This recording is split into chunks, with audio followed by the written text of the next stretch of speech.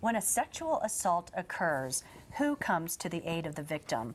A Flagstaff social service agency is among those who quickly respond and give both medical and emotional help to the victim. Kaylee George explains. Kara, and she is the program coordinator for NACASA. So to start things off, can you just tell us a little bit about NACASA and what this organization does? Sure. NACASA stands for the Northern Arizona Center Against Sexual Assault, and I coordinate the program, and we have a team of nurses who are specially trained to provide immediate medical services and intervention for victims of sexual assault.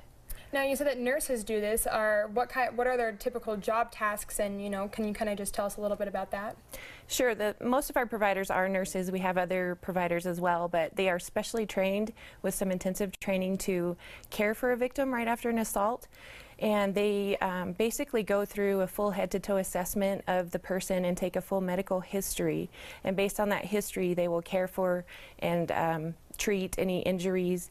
And also they collect evidence and specimens and samples that may end up at the crime lab in conjunction with the case.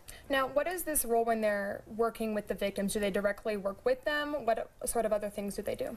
So typically a victim would come to us either through the police or through our crisis line, which we partner with Northland Family Help Center, and they can come to us that way as well.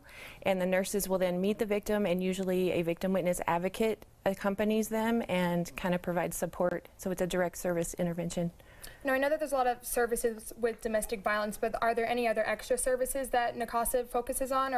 Well, historically, NACASA has only provided services for sexual assault victims, but as of February 1, we are expanding our services under a pilot program to provide care, similar care to victims of strangulation as well, because it is a very risky and lethal situation to be in, and so this is something new that we're doing.